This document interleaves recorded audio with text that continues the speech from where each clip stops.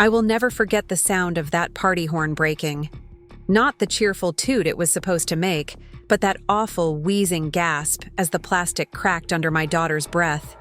It was the only sound in Linda's perfectly decorated living room, cutting through the silence like a knife. No birthday songs, no children's laughter, just that pathetic wheeze of something deliberately damaged. Before we jump back in, tell us where you're tuning in from, and if this story touches you, make sure you're subscribed, because tomorrow I've saved something extra special for you.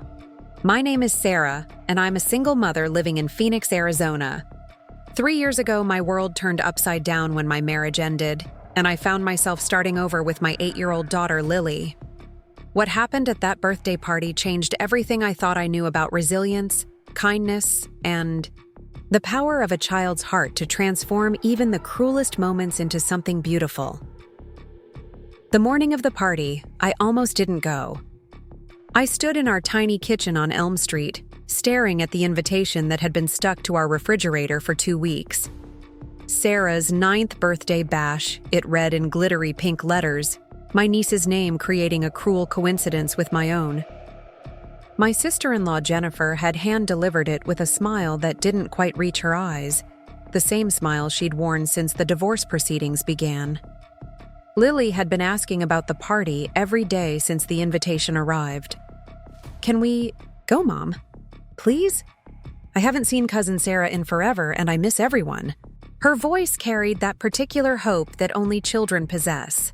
The kind that believes family gatherings should be filled with warmth and acceptance rather than judgment and whispered conversations. I looked at my daughter that morning as she carefully folded clothes into her backpack.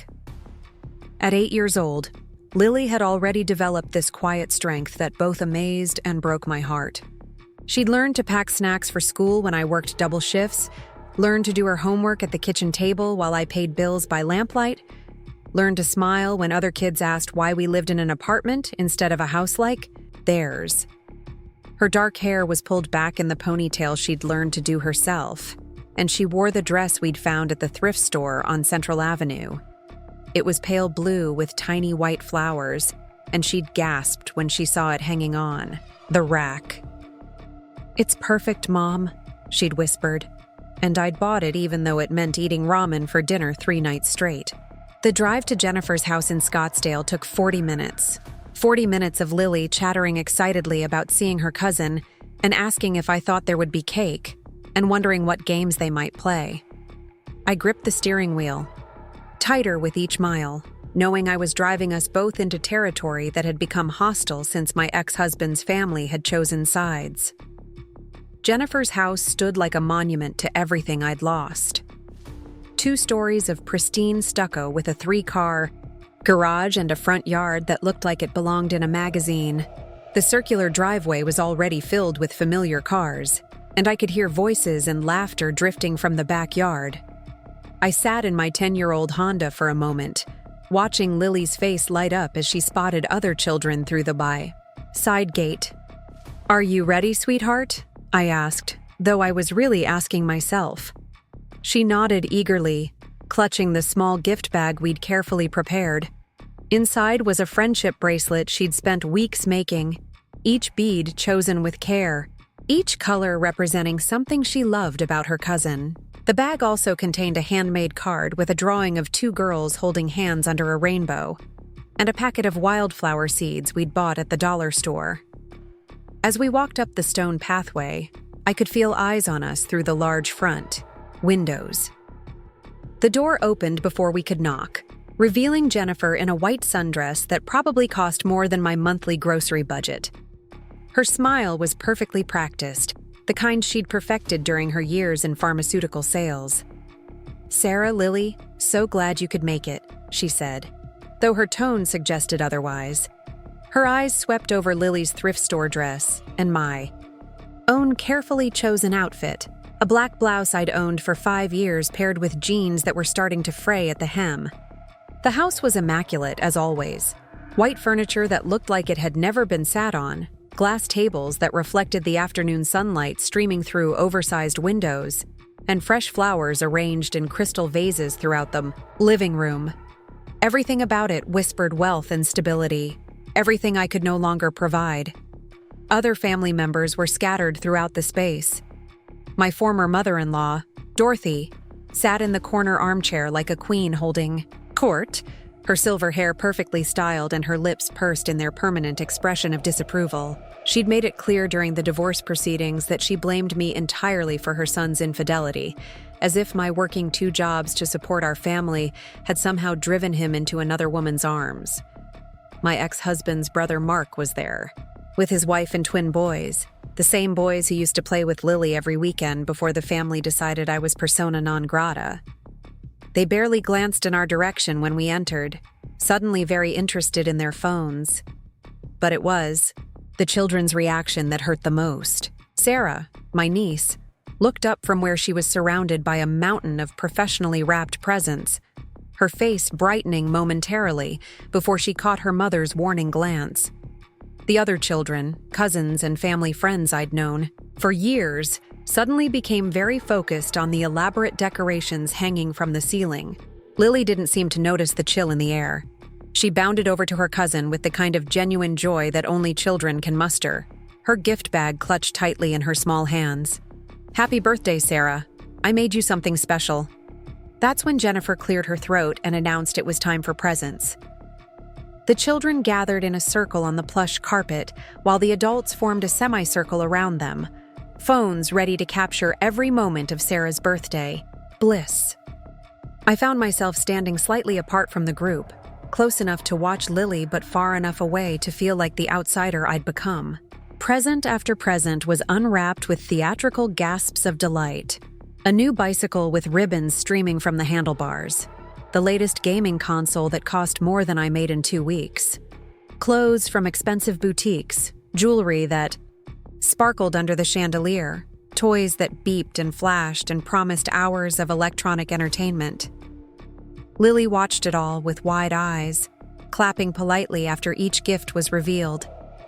I could see her comparing her simple friendship bracelet to the elaborate presents surrounding her cousin, but she never lost that hopeful smile. When it came time for her gift, she practically bounced with excitement. "This one's from Lily," Jennifer announced, holding up our modest gift bag like it might contain something contagious. She handed it to Sarah with the same expression she might wear while taking out the trash. Sarah opened the bag carefully, pulling out the friendship bracelet first. The beads caught the light as she held it up, and I saw a genuine smile cross her face. "It's beautiful, Lily. Did you make this yourself?" Before Lily could answer, Dorothy spoke up from her corner throne. "How crafty," she said, the word dripping with condescension. "I suppose when you can't afford store-bought gifts, homemade will have to do." The room went quiet except for the soft hum of the air conditioning and the ticking of an expensive clock somewhere in the distance. I felt heat rise in my cheeks, the familiar burn of shame mixed with anger that I'd learned to swallow over the past 3 years. But Lily just smiled wider.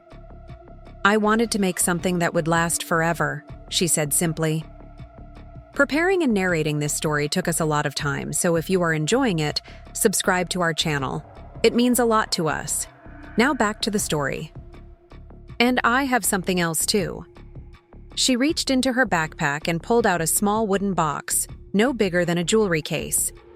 It was rough around the edges, clearly handmade, with tiny hinges that looked like they'd been attached with more hope than skill. The wood was unstained but had been polished smooth, and someone had carefully carved small flowers around the edges. "I made this in art class," Lily explained, walking over to place it gently in Sarah's hands. "Mrs. Rodriguez taught us how to use the wood tools, and I worked on it every day after school for 3 weeks." Jennifer's expression shifted from bored tolerance to something approaching curiosity. She leaned forward slightly as Sarah opened the little box, and I found myself holding my breath along with everyone else in the room. Inside, nestled on a bed of tissue paper that Lily had carefully cut and arranged, was the most exquisite miniature sculpture I'd ever seen. It was carved from the same wood as the box, a tiny horse in full gallop, no bigger than my thumb, but detailed down to the flowing mane and powerful muscles. The craftsmanship was remarkable, especially considering it had been created by 8-year-old hands. Sarah lifted the horse from its tissue paper nest and held it up to the light. The room was completely silent now, every adult leaning forward to get a better look at what this child had created. Even Dorothy had abandoned her judgmental scowl in favor of genuine amazement. "Lily," Sarah whispered, turning the horse over in her palm. "This is incredible. How did you... it's so detailed." Lily's cheeks flushed with pride, but she maintained that humble smile that made my heart swell. "I remembered you, saying horses were your favorite animal, and I wanted to make you something that would remind you we're still family, even when we don't see each other much." The words hung in the air like a gentle rebuke to all the adults who had spent the afternoon making us feel unwelcome. This 8-year-old child had created something beautiful, while the grown-ups around her had been busy nurturing resentment and judgment. Jennifer reached for the wooden horse, her manicured fingers trembling slightly as she examined it. "The detail work is extraordinary," she murmured, more to herself than to anyone else. "Look at the expression on its face, the way the legs are, positioned. This is museum-quality work." Mark, who had been scrolling through his phone for most of the party, suddenly found himself drawn into the circle. "Lily, where did you learn to carve like this? This is professional-level craftsmanship." For the first time all afternoon, Lily looked uncertain. She glanced at me before answering, and I could see her weighing whether to tell the truth or try to minimize her accomplishment. "I've been going to the community center after school," she said quietly. "They have a woodworking program for kids, and Mr. Peterson has been teaching me. I walk there from school every day and work until Mom picks me up after her shift at the restaurant." The silence that followed her words was different from the earlier uncomfortable quiet. This was the silence of recognition, of adults suddenly understanding that they had underestimated not just a child's artistic ability, but her dedication and determination. Dorothy was the first to speak, her voice softer than I'd heard it in years. "You walk to the community center by yourself every day?" Lily nodded. "It's only 6 blocks, and Mrs. Martinez at the corner store always waves to make sure I'm okay. I really wanted to learn, and Mr. Peterson said I had natural talent, but I needed to practice every day if I wanted to get good." I felt tears threatening behind my eyes as I watched my daughter explain her daily routine to this room full of people who had written us off as lazy or entitled. While they had been whispering about our reduced circumstances, Lily had been quietly developing a skill that would make any parent proud. Jennifer was still examining the wooden horse, turning it over in her hands like she couldn't quite believe what she was seeing. "Lily, this is extraordinary work. The proportions are perfect, and look at these tiny details in the mane. How long did this particular piece take you?" "About 2 weeks," Lily replied. "I had to start over twice because I messed up the legs, but Mr. Peterson said that's how you learn. He says, the wood teaches you patience." The room erupted in a chorus of questions and compliments. Adults who had barely acknowledged our presence an hour earlier were now gathered around my daughter, asking about her technique, her inspiration, her future plans. The twins, Mark's boys, abandoned their electronic devices to get a closer look at the sculpture. Sarah was still holding the horse, her face glowing with genuine delight. "This is the best present I've ever gotten," she declared, loud enough for everyone to hear. "It's not just pretty, it means something. Lily made it just for me." As I watched the scene unfold, I realized something profound was happening. This wasn't just about a beautifully carved wooden horse or a child's artistic talent. This was about the power of genuine effort and love to transform a room full of judgment into a circle of admiration and respect. Lily hadn't just given her cousin a gift. She had given all of us a lesson in what really matters. While the adults had been focused on material possessions and social status, an 8-year-old had been quietly developing her talents, and creating something that would be treasured long after the expensive toys were forgotten. The party continued for another 2 hours, but everything had changed. Lily found herself at the center of attention, not because of pity or obligation, but because she had earned it through her skill and dedication. The other children wanted to know about wood carving. The adults were asking about the community center program, and Dorothy actually smiled when Lily offered to teach her about different types of wood grain. As we prepared to leave, Jennifer pulled me aside in the hallway. Her perfectly composed facade had cracked, revealing something more genuine underneath. "Sarah, I owe you an apology," she said quietly. "We've all been so focused on the circumstances of your divorce that we forgot to see what you and Lily have been building together. That child is remarkable, and she's remarkable because of the mother she has." I felt the tears I'd been holding back all afternoon finally begin to fall. "Thank you," I whispered. "That means more than you know." As Lily and I walked back to our car, she slipped her small hand into mine. "Mom, do you think they liked my present?" I squeezed her hand tightly. "Sweetheart, I think you gave them something much more important than a present. You showed them who you really are." She was quiet for a moment, then looked up at me with those wise eyes that seemed too old for her 8-year-old face. "I just wanted Cousin Sarah to know that even though things are different now, we're still family. And family should make things for each other, not just buy them." That night, as I tucked Lily into bed in our small apartment, I thought about how wrong I'd been to worry about taking her to that party. I'd been so focused on protecting her from judgment that I'd almost deprived her of the chance to show the world her true strength and talent. My daughter had walked into a room full of people who expected nothing from her and left them speechless, with admiration. She had taken their preconceived notions about our reduced circumstances and transformed them into respect for her dedication and skill. But more than that, she had taught me something about resilience that I'd been too proud to see. Sometimes the most powerful response to being underestimated isn't anger or defiance. Sometimes it's simply showing up with your best effort and letting your work speak for itself. The wooden horse now sits on Sarah's dresser, and according to Jennifer, it's the first thing her daughter talks about when friends come over. But the real gift that day wasn't carved from wood. It was the reminder that true worth isn't measured by the size of your house or the price of your clothes, but by the love and effort you put into creating something meaningful for others.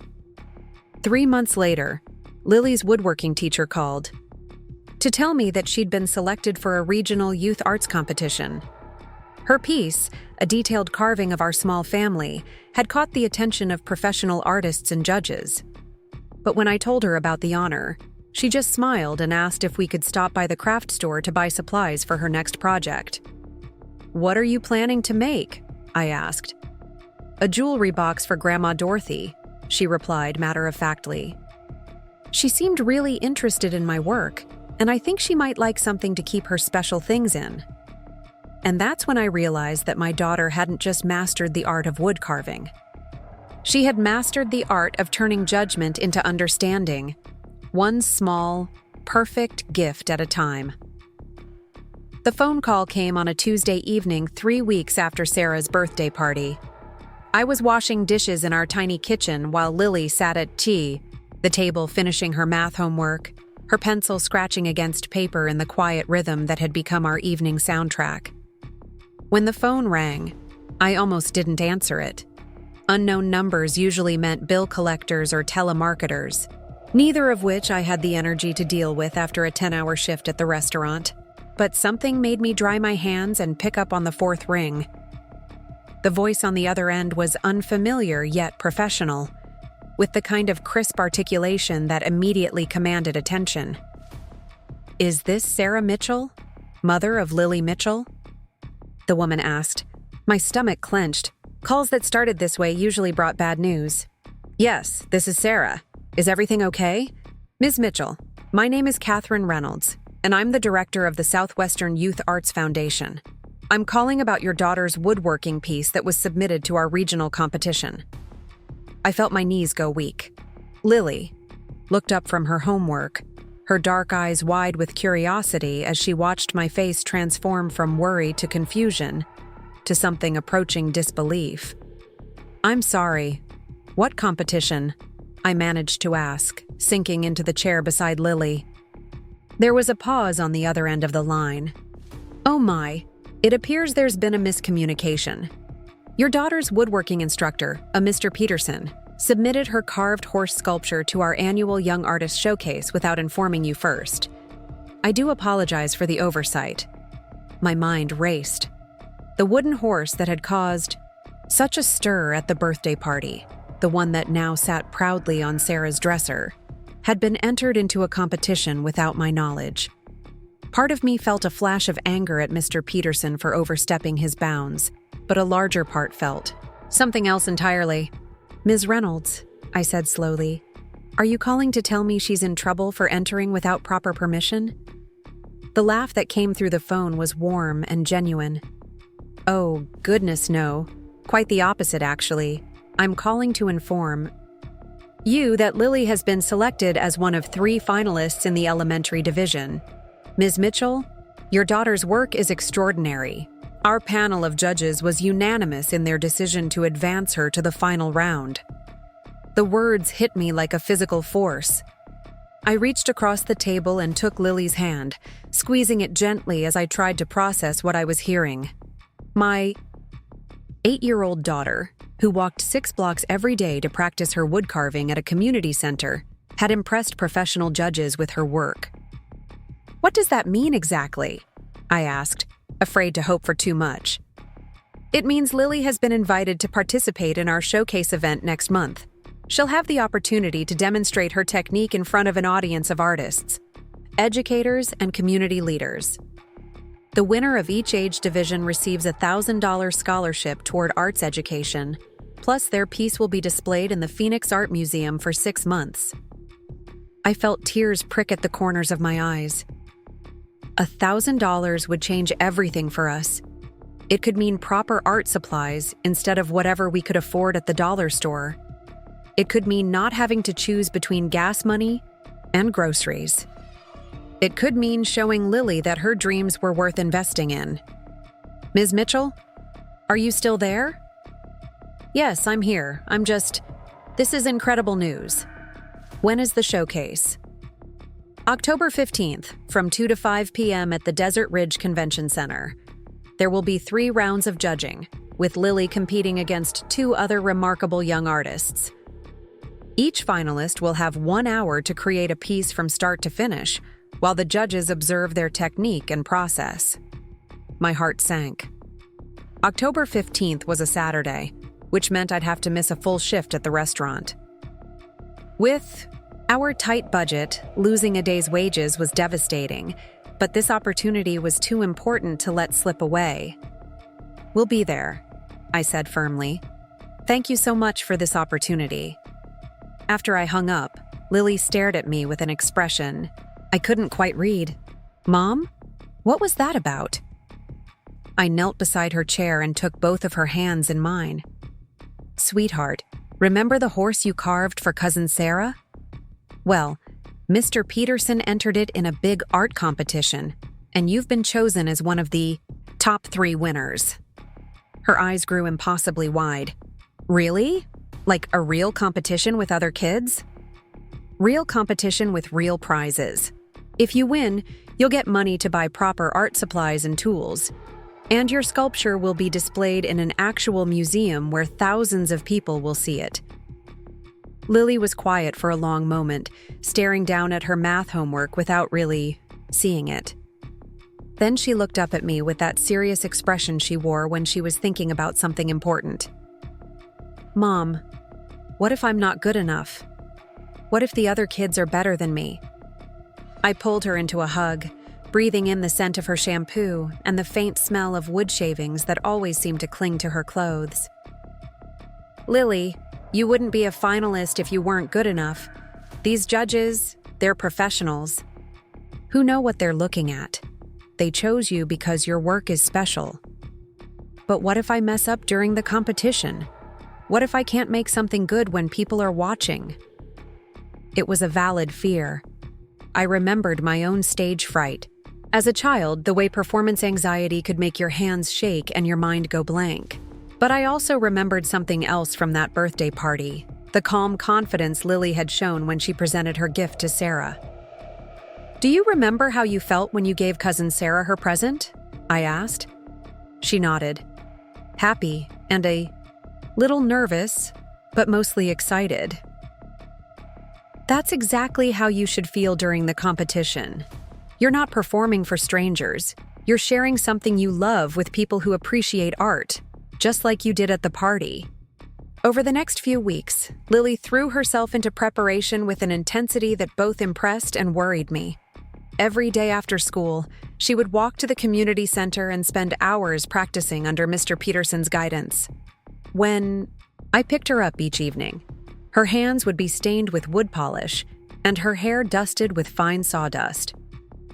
Mr. Peterson, a gentleman in his 60s with calloused hands and kind eyes, pulled me aside one evening to discuss Lily's progress. "Sarah, I need to apologize for entering Lily's piece without consulting you first," he said, his weathered face creased with concern. I got carried away by my excitement about her talent, but I should have asked permission. I shook my head. "Don't apologize. This opportunity could change her life. I just wish I'd known how exceptional her work really is." He smiled, glancing over at where Lily was carefully sanding a piece of oak. "She has a gift, no question about that. But more than natural talent, she has discipline and vision. Most kids her age want immediate results.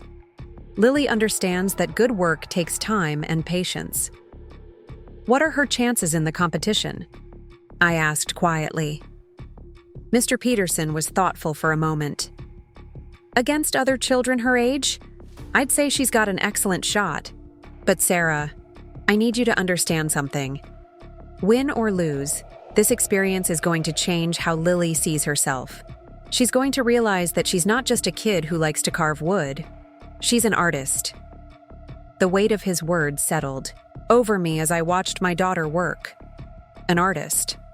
Not just a child with a hobby, but someone whose creativity and skill could take her places I'd never imagined. 2 weeks before the competition, Jennifer called.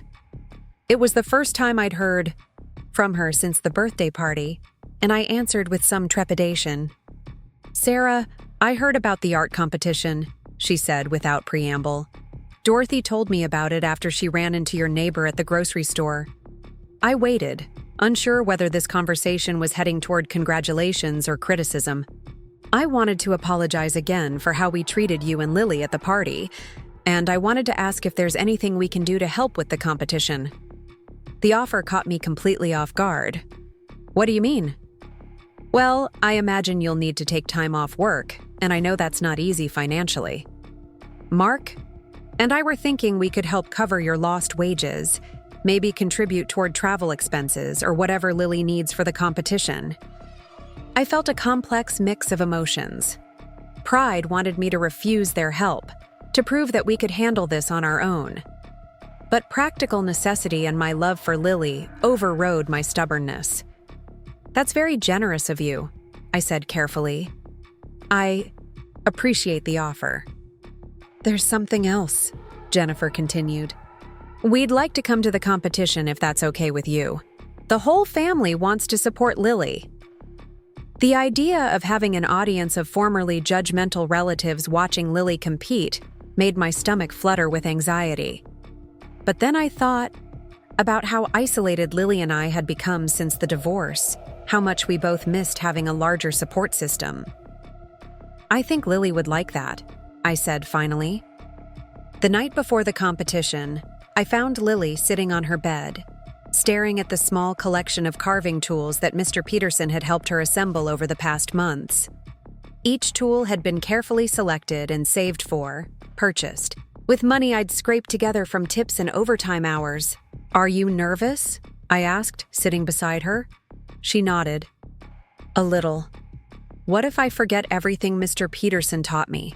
What if my hands shake and I mess up? I picked up one of her carving knives, feeling the weight of it in my palm. The handle was worn smooth from use, fitted perfectly to Lily's small hands through hours of practice. "You know what I think?" I said. "I think your hands remember everything, even when your mind is worried. These tools are part of you now. They know what to do." She looked at me with those serious dark eyes. "Mom, win or lose, I'm glad we're doing this." "Why's that, sweetheart?" "Because it feels like we're not hiding anymore. Like we're showing the world who we really are." Her words hit me with unexpected force. She was right. For too long, we'd been living in the shadows of our reduced circumstances, apologizing for our small apartment and secondhand clothes and modest lifestyle. But this competition was different.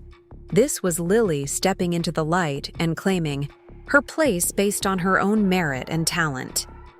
The morning of the competition dawned clear and bright, with the kind of perfect Arizona weather that made everything seem possible.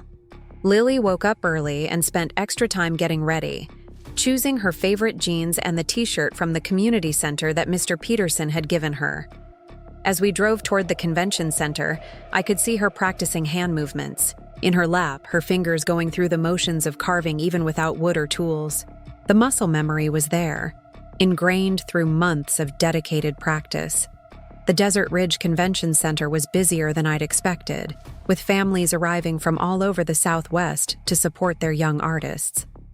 I watched other parents unloading elaborate art supplies and expensive equipment, and felt a familiar pang of inadequacy about our humble collection of tools. But Lily seemed oblivious to the comparisons. She walked into the building with her head held high, carrying her tool bag like it contained treasures rather than secondhand implements. The check-in process was efficient and friendly, with volunteers directing us to a large exhibition hall where the competition would take place. 3 workstations had been set up in the center of the room, each equipped with proper lighting and ventilation. Chairs for spectators ringed the workspace, already filling with family members and art enthusiasts. I spotted Jennifer and Mark, first waving from seats near the front. Dorothy was there too, looking more animated than I'd seen her in years.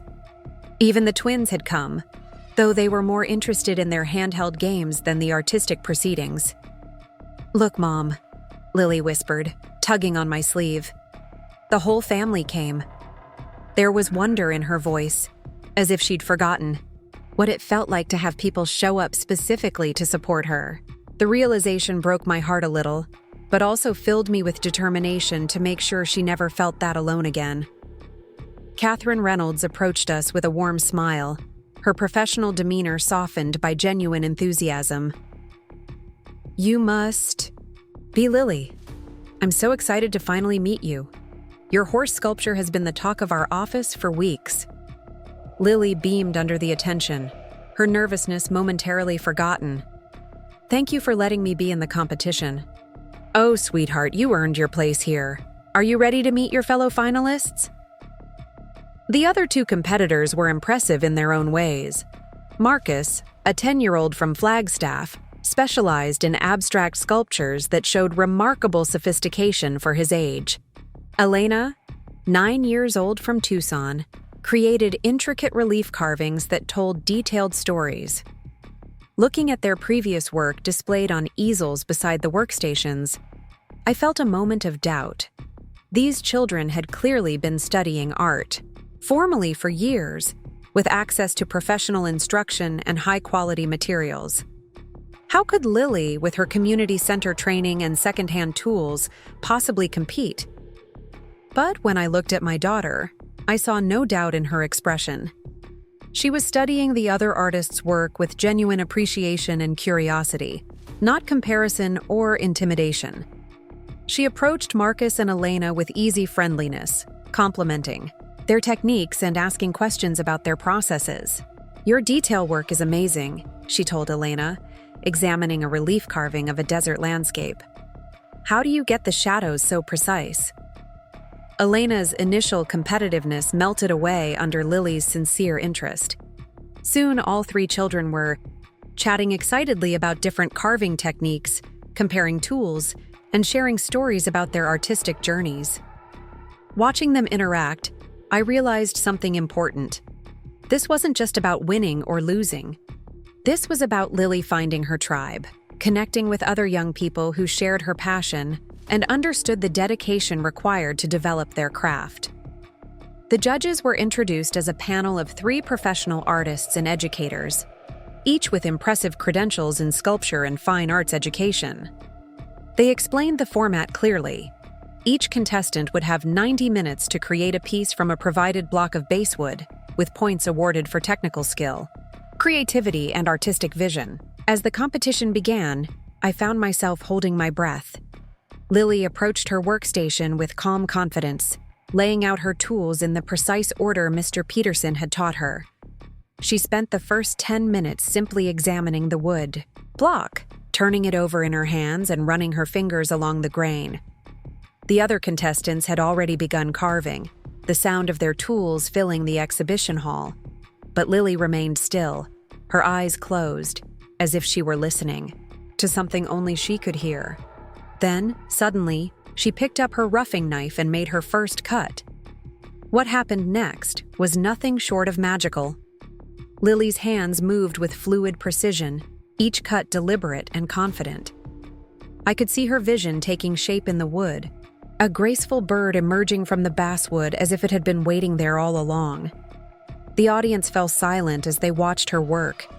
Even Marcus and Elena found themselves glancing over, amazed by the sure movements of someone 2 years younger than themselves.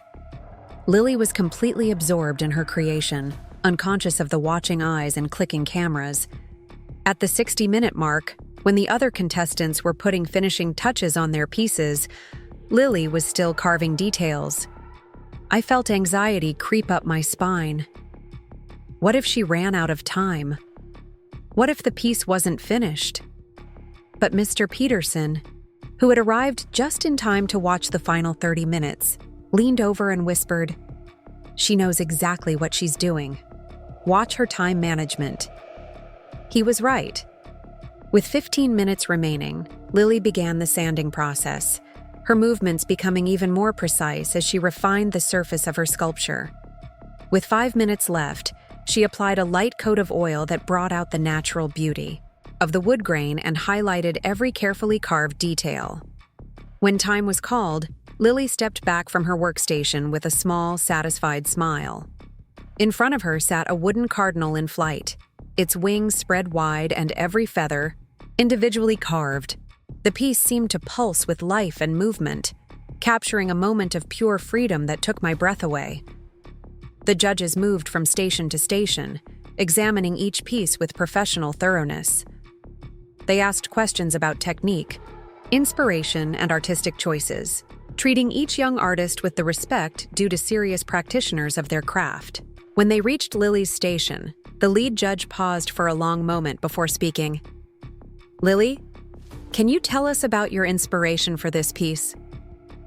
My daughter looked up at the judge with clear, confident eyes. "I wanted to carve something that represented hope and freedom. Cardinals are strong birds that don't migrate when things get difficult. They stay and adapt and find ways to thrive. I thought that was beautiful." The judge nodded thoughtfully, making notes on her evaluation sheet. "And your technique for the individual feathers? That's quite advanced work. Mr. Peterson taught me that wood has its own personality. If you listen to it and work with the grain instead of against it, you can create details that seem impossible." Each feather had to be carved in the direction it would naturally lay. After examining all 3 pieces, the judges retired for deliberation. The waiting period felt endless, though it was only 20 minutes. Lily sat calmly beside me, watching the other families and occasionally pointing out details in the other contestants' work that she admired. "I'm proud of you no matter what happens," I whispered to her. She squeezed my hand. "I know, Mom. I'm proud of me, too." When the judges returned, Catherine Reynolds took the microphone to announce the results. "This was one of the most challenging decisions our panel has ever faced. Each of these young artists has demonstrated exceptional skill and creativity.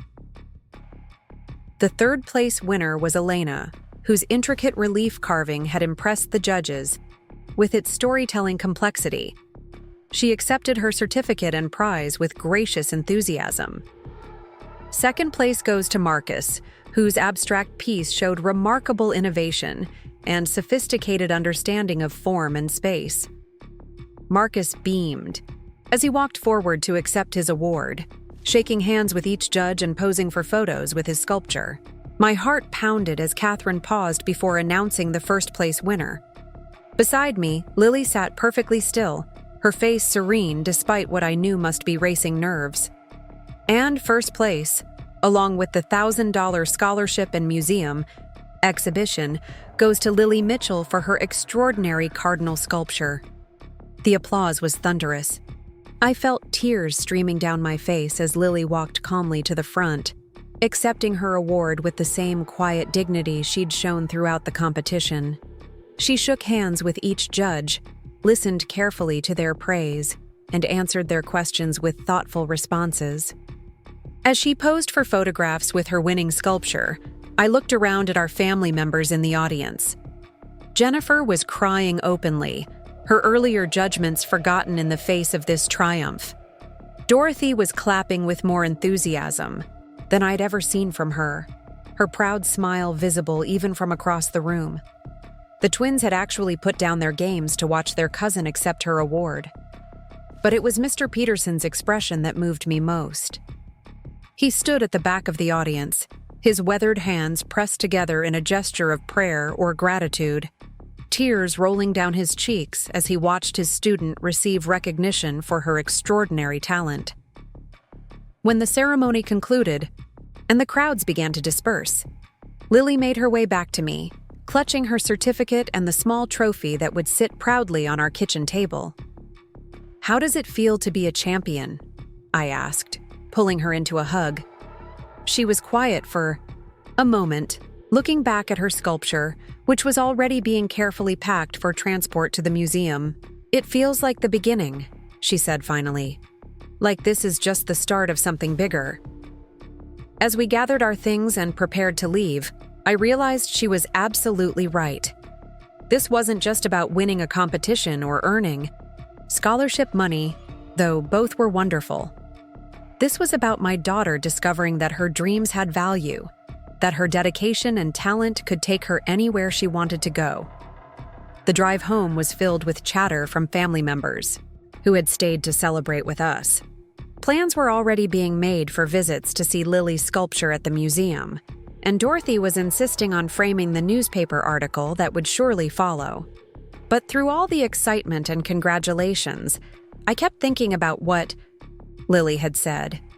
This was just the beginning. My 8-year-old daughter had found her calling, and I had found a new understanding of what it meant to support a child's dreams, no matter how impossible they might seem from the outside. That night, as I tucked Lily into bed, she looked up at me with those wise, dark eyes. "Mom, thank you for letting me try. Thank you for showing me what's possible when you believe in yourself." She smiled and closed her eyes, her small hands still carrying the faint scent of wood polish and the memory of creating something beautiful. In the morning, she would walk to the community center again, ready to begin her next project. But tonight, she was simply my daughter, the artist, dreaming of all the wonders she had yet to carve into existence. The invitation arrived on cream-colored cardstock embossed with the Phoenix Art Museum logo and addressed to Miss Lily Mitchell in elegant script. I found it slipped under our apartment door on a Thursday morning, and for a moment, I thought it might be another bill or official notice that had been misdelivered.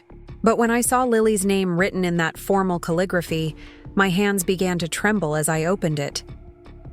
"You are cordially invited to attend the opening reception of the Young Artists exhibition, featuring your sculpture, Cardinal in Flight. Please join us for an evening of celebration on November 3rd at 7 p.m. I read the invitation 3 times before the words fully registered. Lily was getting dressed for school in her bedroom, humming softly as she brushed her hair into its usual ponytail. She had no idea that in 2 weeks, she would be standing in one of Arizona's most prestigious art museums, watching visitors admire her work. When I showed her the invitation over breakfast, her spoonful of cereal stopped halfway to her mouth. She set down the spoon carefully and took the heavy cardstock in her hands, running her fingers over the raised lettering. "Mom, this is really happening, isn't it?" she whispered. "People are really going to see my cardinal at the museum. Not just see it, sweetheart. They're going to celebrate it. This reception is specifically for the young artist whose work is being exhibited. You're going to be the guest of honor." The 2 weeks leading up to the reception passed in a blur of preparation and growing excitement. Jennifer had insisted on taking Lily shopping for a proper dress, an offer I accepted after swallowing my pride and recognizing that this was about more than my stubborn independence. This was about my daughter having the chance to feel special at one of the most important nights of her young life. The dress they chose together was perfect. Deep blue velvet with long sleeves and a simple A-line silhouette that made Lily look both sophisticated and age-appropriate. She tried it on for me the night before the reception, spinning in front of our small bathroom mirror with pure joy radiating from her face. "I feel like a real artist," she said, smoothing down the skirt with careful hands. "You are a real artist," I reminded her. "The dress doesn't make you an artist. Your talent and dedication do. But you should feel beautiful too because you are." The night of the reception, I found myself more nervous than Lily seemed to be. I changed clothes 3 times, settling finally on a black dress I'd owned for years but rarely had occasion to wear. It was simple but elegant, and more importantly, it made me feel confident enough to walk into that museum as Lily's mother without apologizing for our circumstances. Mr. Peterson had offered to drive us to the museum, and I accepted gratefully. His old pickup truck wasn't glamorous, but having him there felt right. He had been the one to nurture Lily's talent when no one else recognized it. He deserved to share in this moment of triumph. As we pulled into the museum parking lot, I could see other families arriving in their evening attire. The contrast between their expensive cars and Mr. Peterson's weathered truck was stark, but I refused to let it diminish the pride I felt walking beside my daughter. The museum's main entrance was lit with warm spotlights, and a banner announcing the Young Artists exhibition hung prominently above the doors. A red carpet had been rolled out, not for celebrities or dignitaries, but for children whose creativity and skill had earned them this recognition. Catherine Reynolds met us at the entrance, looking elegant in a burgundy suit that complemented her silver hair. Her face lit up when she saw Lily approaching in her blue velvet dress. "Lily, you look absolutely radiant. Are you ready to see your sculpture in its new home?" Lily nodded, though I could see she was beginning to feel the magnitude of the evening. Her small hand found mine as we walked through the museum's marble foyer, past permanent collections that had been acquired over decades of careful curation. The Young Artists exhibition was housed in a dedicated gallery space that had been transformed for the occasion. Professional lighting highlighted each piece, and elegant placards provided information about the artists and their techniques. Lily's cardinal was displayed on a pedestal in the center of the room, positioned so that visitors could view it from every angle. Seeing her sculpture in that setting took my breath away. Under the museum's professional lighting, every detail of the carving was illuminated. The individual feathers seemed to flutter with movement, and the bird's expression conveyed both strength and grace. It looked like it belonged in that space, among works of art that would be preserved and admired for generations. Lily stood transfixed in front of her own creation, as if she were seeing it for the first time. "It looks different here," she said softly. "More important somehow." "It's not more important," said a voice behind us. "But now it's being seen in the context it deserves." And we turned to find a distinguished older man in a navy suit, his gray beard neatly trimmed and his eyes kind behind wire-rimmed glasses. Catherine Reynolds appeared at his elbow, making introductions. Lily, Sarah, I'd like you to meet Dr. James Harrison, the museum's chief curator. He's been particularly impressed with your work. Dr. Harrison extended his hand to Lily with the same respect he might show to any professional artist. Miss Mitchell, it's an honor to meet you. Your cardinal is truly exceptional. The technical skill is remarkable for any artist, but for someone your age, it's simply extraordinary. Lily blushed, but maintained her composure. Thank you. Mr. Peterson taught me that every piece of wood has its own story to tell. I just tried to listen to what this piece wanted to become. Dr. Harrison's eyebrows rose with genuine surprise. That's a very sophisticated understanding of the artistic process. Tell me, what draws you to wood carving specifically? As Lily began to explain her love for the medium, her initial nervousness melted away.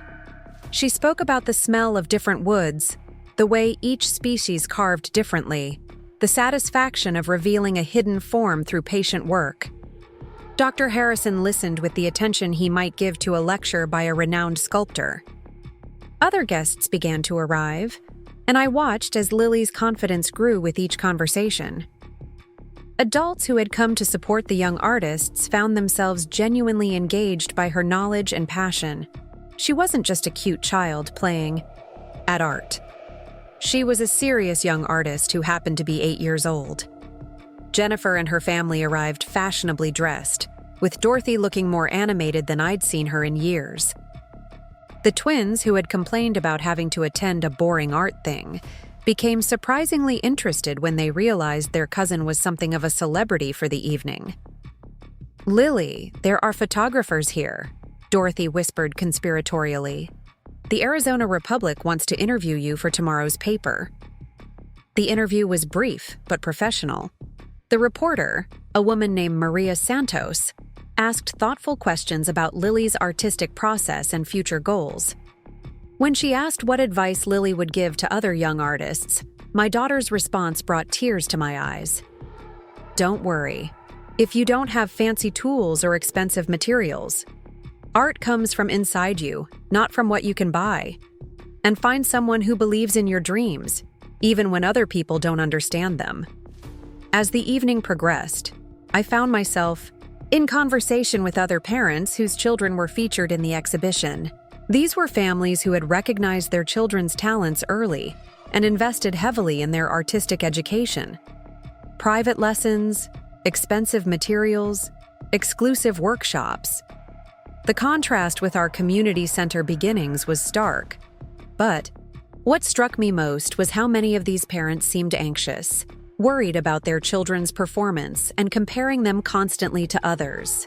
They spoke about art as if it were a competition rather than a passion, focusing on awards and recognition rather than the joy of creation. Lily, meanwhile, was having animated discussions with her fellow young artists about techniques and inspiration. She showed genuine interest in their work and asked questions that demonstrated her growing understanding of art as a universal language of expression. Marcus, the boy who had placed second in the competition, sought her out specifically to examine her cardinal more closely. The way you carved the wing feathers, how did you keep them from breaking? I've been trying to do detail work like that, and I keep snapping pieces off. Lily launched into an explanation about grain direction and tool angles, sharing techniques that Mr. Peterson had taught her with the generosity of someone who believed knowledge should be shared freely. Watching her teach another young artist, I realized she had inherited more than just artistic talent. She had absorbed Mr. Peterson's philosophy about nurturing others' creativity. The formal program began at 8 o'clock, with Catherine Reynolds welcoming the guests and explaining the significance of the exhibition. She spoke about the importance of supporting young artists and the role that creativity plays in developing critical thinking and problem-solving skills. These young people represent the future of artistic expression in our community, she said, gesturing toward the group of child artists gathered near their displayed works. Their fresh perspectives and fearless creativity remind us why art matters. Each young artist was called forward to speak briefly about their piece. When Lily's turn came, she walked to the small podium with steady steps, her blue dress rustling softly in the quiet gallery. "My cardinal is about finding strength when things get difficult," she began, her clear voice carrying easily through the space. "Cardinals don't fly south when winter comes. They stay and adapt and find ways to survive. I wanted to capture that moment when a bird spreads its wings and chooses to fly toward something better." The audience was completely silent as she spoke, adults and children alike drawn in by her sincerity and wisdom. She wasn't performing or trying to impress anyone. She was simply sharing her truth about what art meant to her. "Art isn't just about making pretty things," she continued. "It's about taking something broken or ordinary and turning it into something that makes people feel hope. That's what I want to do with my life." The applause that followed was warm and sustained. I watched faces in the audience, seeing genuine admiration and respect rather than the patronizing smiles often given to children's efforts. Lily had earned their attention through the power of her work and the authenticity of her vision. After the formal program, guests were invited to mingle and view the exhibition more closely. I found myself approached by several adults who wanted to discuss Lily's future artistic education. A professor from Arizona State University's art department suggested summer workshops. A local gallery owner mentioned opportunities for young artists to display work in group shows. Each conversation felt surreal. 6 months ago, I had been worried about affording school supplies. Now, adults with decades of experience in the art world were discussing my daughter's potential career as if it were not just possible, but inevitable. The most meaningful conversation, however, came from an unexpected source. Dr. Harrison approached me during a quiet moment when Lily was examining other pieces in the exhibition. "Ms. Mitchell, I wanted to speak with you privately about Lily's future," he said, his tone serious but kind. "What she's accomplished at her age is genuinely remarkable, but more than that, she has the temperament and dedication that define serious artists." I felt my chest tighten with a mixture of pride and anxiety. "What are you saying exactly?" "I'm saying that Lily has the potential for a significant artistic career, if that's what she chooses. But she'll need more advanced instruction than what's currently available to her. I'd like to discuss some opportunities that might help nurture her talent." He went on to explain about a mentorship program the museum ran for exceptionally talented young artists.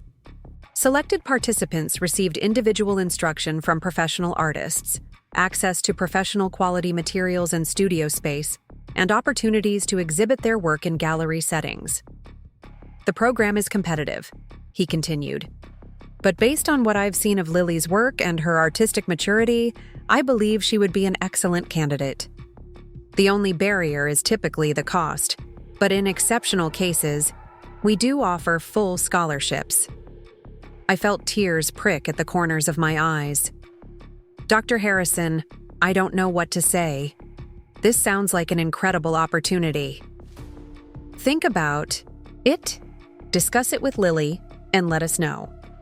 But Ms. Mitchell, I want you to understand something. Your daughter isn't just talented for her age.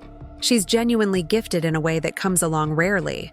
With proper nurturing, there's no limit to what she might accomplish."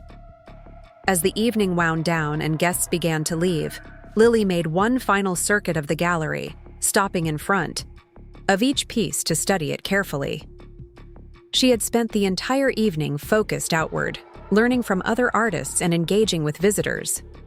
Only now, in the quieting space, did she seem to fully absorb what had happened. "Mom," she said, slipping her hand into mine as we stood before her cardinal one last time, "I think I understand something now." "What's that, sweetheart?" "When you make art, you're not just making something for yourself. You're making it for everyone who sees it. My cardinal isn't just mine anymore. It belongs to everyone who looks at it and feels something." Her words carried a wisdom that seemed far beyond her 8 years, but I realized it shouldn't have surprised me. This was the same child who had responded to cruelty with kindness, who had seen through adult judgments to the hurt underneath, who had spent months learning a difficult skill simply because she wanted to create something beautiful for someone else. Mr. Peterson joined us for the final goodbye to the Cardinal. "Well, little artist, how does it feel to have your work in a real museum?" Lily considered the question seriously, as she always did. "It feels like a beginning," she said finally. "Like this is just the first step towards something I can't even imagine yet." As we walked out of the museum into the cool November night, I realized she was absolutely right. This wasn't an ending or even a pinnacle. This was Lily stepping into a larger world where her talent would be recognized and nurtured, where her dreams could grow beyond anything I had thought possible. The newspaper article appeared 3 days later, featuring a photograph of Lily standing beside her cardinal, with that serious, thoughtful expression that had become familiar to everyone who knew her. The headline read, "8-year-old artist finds her wings," and the article detailed her journey from community center woodcarving classes to museum exhibition. But what moved me most was the quote they chose to highlight in a sidebar. "Art isn't just about making pretty things. It's about taking something broken or ordinary and turning it into something that makes people feel hope." Reading those words in print, attributed to my daughter, I felt a profound shift in how I saw our story. We hadn't been broken by the divorce or diminished by our reduced circumstances. We had been transformed.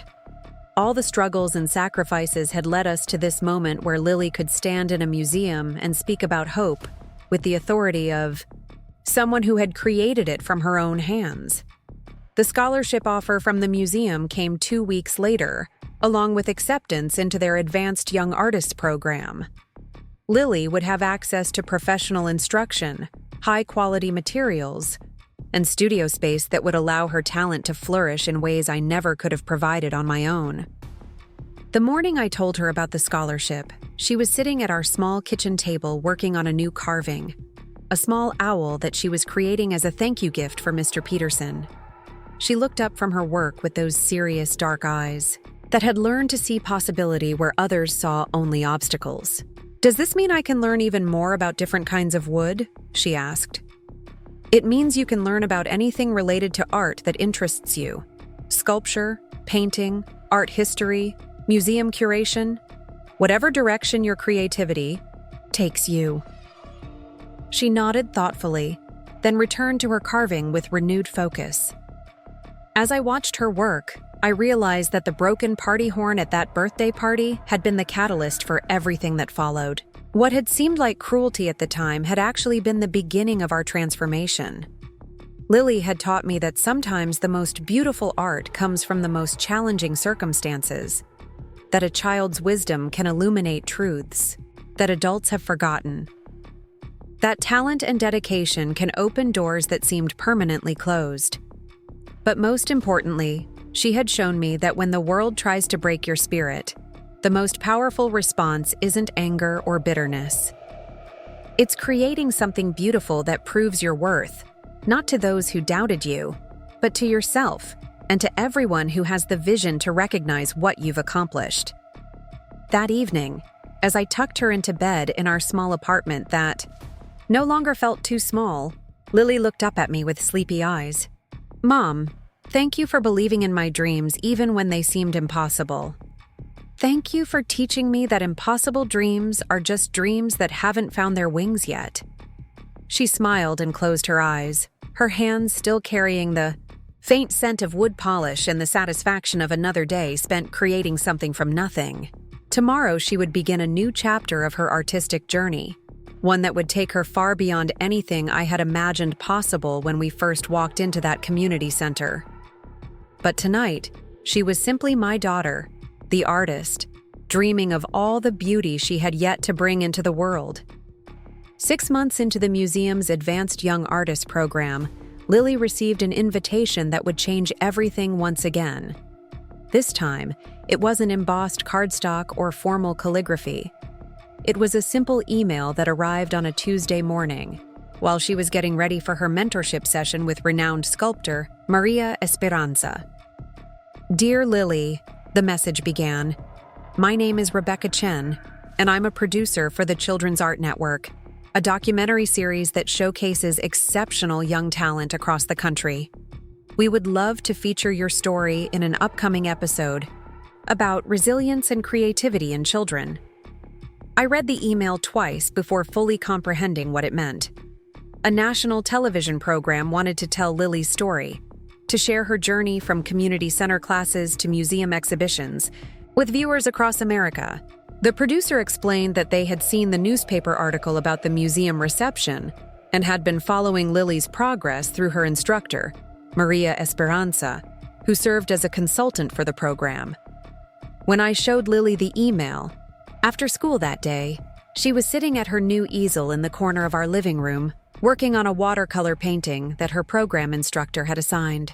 The scholarship had provided not just access to the museum's facilities, but also art supplies that transformed our small apartment into a functioning studio space. "Television?" she asked, setting down her brush carefully. "Like, where people all over the country would see it?" "That's exactly what it means. They want to film you working on a sculpture, interview you about your artistic process, and tell the story of how you got started." Lily was quiet for a long moment, considering. The implications with that thoughtful seriousness that had become her trademark. Would they want to film at the community center too? And interview Mr. Peterson? Her first concern wasn't about her own fame or recognition. It was about making sure the man who had nurtured her talent received credit for his role in her journey. That response told me everything I needed to know about the person my daughter was becoming. The filming process took place over 3 weeks in February, with camera crews capturing Lily in various settings that had shaped her artistic development. They filmed her at the museum, working alongside Maria Esperanza on an advanced carving technique. They visited the community center, where Mr. Peterson beamed with pride as he demonstrated the basic tools and techniques he had first taught her. But the most powerful footage came from an unexpected source. Rebecca Chen, the producer, had done extensive research into Lily's background and had learned about the birthday party incident that had sparked our family's transformation. She asked if we would be willing to recreate that scene, not to sensationalize the cruelty, but to show how a moment of intended hurt had become the catalyst for incredible growth. Jennifer readily agreed to participate, as did the rest of the family. Dorothy, who had become one of Lily's biggest supporters, was particularly eager to show how the experience had changed all of them. "I want people to understand that sometimes we don't recognize a gift when it's right in front of us," she said during her interview. "Lily taught us to see with better eyes." The recreation wasn't exact, of course. The focus wasn't on the broken toys or the cruel comments, but on Lily's response to adversity. The cameras captured her calm dignity, her decision to respond with creativity rather than tears, and the moment when her handmade gift transformed the entire atmosphere of the room. What emerged from hours of filming was a story that went far beyond a talented child overcoming obstacles. It was a meditation on the power of authentic response to transform not just individual circumstances, but entire family systems. The documentary showed how Lily's artistic gift had healed relationships, opened opportunities, and created a new understanding of what success really meant. During one particularly moving interview segment, Lily was asked what she would say to other children who felt overlooked or undervalued. "I would tell them that what makes you different might be exactly what makes you special," she said, her dark eyes serious and thoughtful. "And that the people who don't see your worth right now aren't the people who matter. Keep working on what you love, and eventually, you'll find the people who understand." The documentary aired on a Saturday evening in May, exactly 1 year, after that birthday party that had started everything. We gathered at Jennifer's house to watch it together. The same family that had once dismissed us now crowded around the television to celebrate Lily's national debut. Watching our story unfold on screen was surreal. The producers had woven together interviews, footage of Lily working, and recreated scenes to create a narrative that was both deeply personal and universally relatable. They had captured not just Lily's artistic talent, but her wisdom, resilience, and capacity for forgiveness that had transformed everyone around her. The response to the documentary was overwhelming. Within hours of the broadcast, emails and social media messages began pouring in from viewers across the country. Parents shared stories of their own children's creative struggles. Teachers wrote about students who reminded them of Lily. Artists of all ages expressed gratitude for the reminder that authenticity and persistence matter more than expensive training or perfect circumstances. But the message that moved me most came from a single mother in Ohio, whose 8-year-old daughter had been struggling with confidence after her parents' divorce. "Your daughter showed mine that being different isn't something to hide," she wrote. "Thank you for sharing your story and proving that beautiful things can grow from difficult beginnings." The documentary's impact extended far beyond individual messages of support. Within weeks, Lily began receiving invitations to speak at schools, art programs, and community organizations. The requests came from across the Southwest initially, then from other states as word spread about the young artist whose story had resonated with so many families. Her first speaking engagement was at the elementary school she had attended before we moved to our apartment on Elm Street.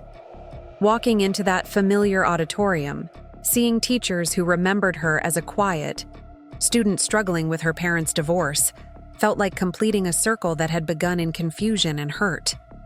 The principal, Mrs. Rodriguez, introduced Lily with genuine pride. 2 years ago, Lily Mitchell was a student here dealing with some challenging family circumstances. Today, she returns as an accomplished artist whose work has been featured in museums and national television. But more than her artistic achievements, Lily represents the power of perseverance and the importance of believing in yourself, even when others don't. Lily's presentation was simple but profound. She showed slides of her artistic journey, from her first clumsy attempts at wood carving to her museum-quality sculptures.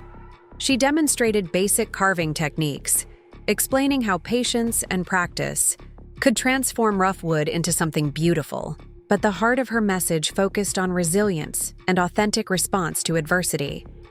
"When something bad happens to you, you have choices," she told the auditorium full of children. "You can get angry, you can get sad, or you can use that energy to create something good. Art taught me that the best response to being hurt is to make something beautiful." During the question and answer session, a shy third grader raised her hand. "What if you're not good at art? What if you can't make beautiful things like you do?" Lily's response revealed the depth of wisdom she had gained through her journey. Everyone has something they can create. Maybe it's not wood carving. Maybe it's music or writing or cooking or being kind to other people. The important thing is to find what makes you feel alive and then practice it every day, even when it's hard. As the school year progressed, Lily's speaking schedule increased. She addressed art teachers' conferences, youth leadership summits, and community organizations focused on supporting children through difficult transitions. Each presentation was tailored to her audience, but the core message remained consistent.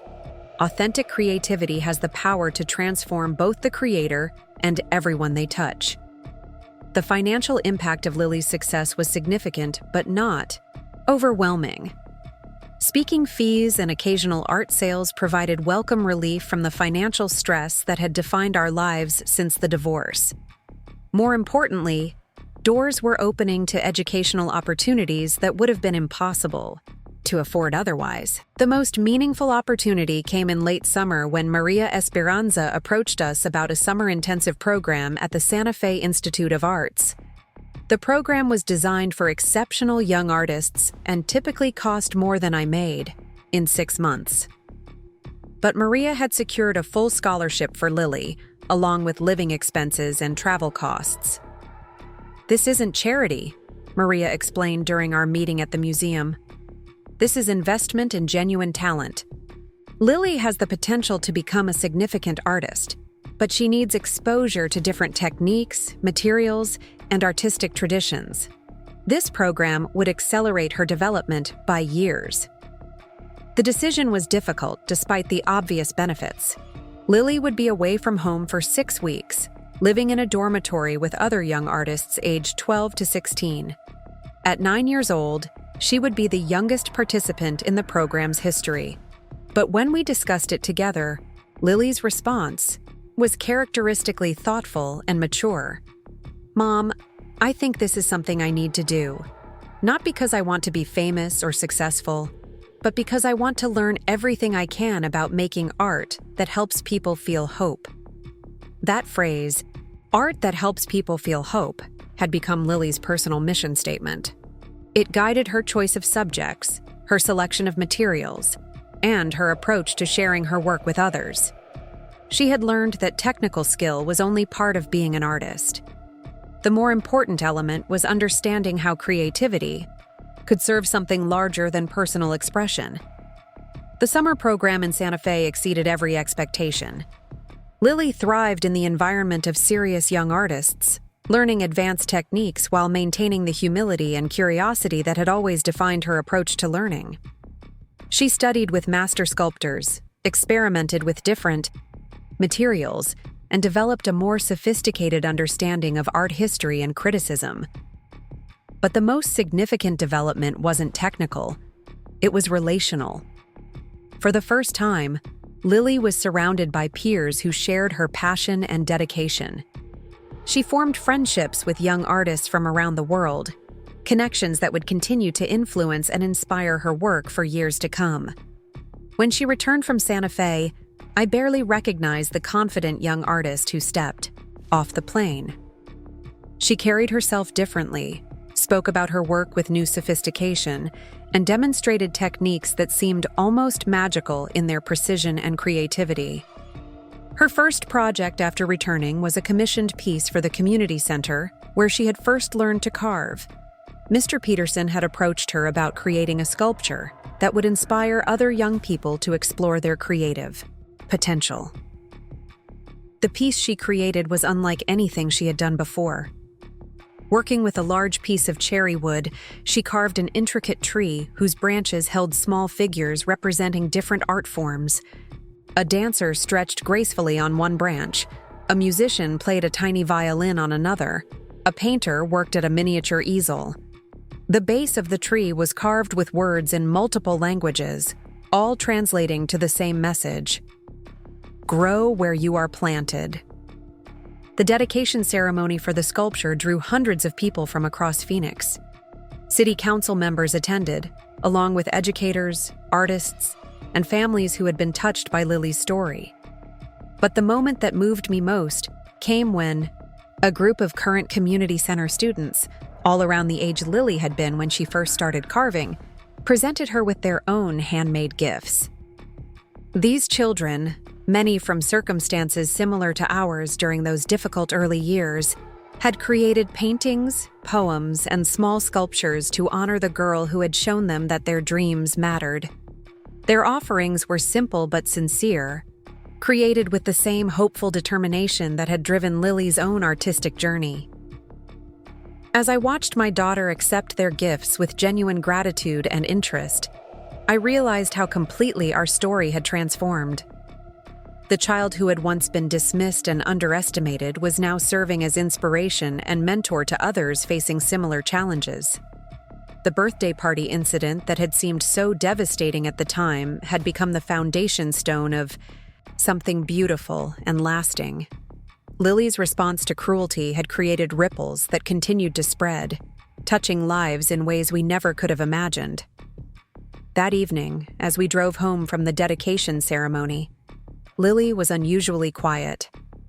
She sat in the passenger seat turning over one of the small sculptures the children had made for her, a rough but enthusiastic carving of a bird that reminded me of her very first attempts at the craft.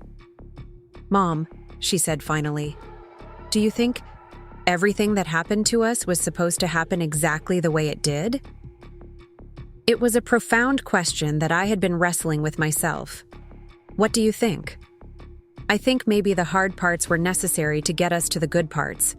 Like if Cousin Sarah's birthday party had been normal and kind, I might never have started carving. And if I never started carving, I never would have met Mr. Peterson or Maria or any of the people who helped me become who I am now. Her perspective revealed a level of acceptance and wisdom that continued to amaze me. At 10 years old, she had developed a philosophy of gratitude that encompassed even the painful experiences that had shaped our journey. Sometimes I feel bad that good things came from other people being mean, she continued. But then I remember that I didn't make them be mean. I just decided what to do with the hurt they caused, and I chose to make something beautiful instead of something bitter.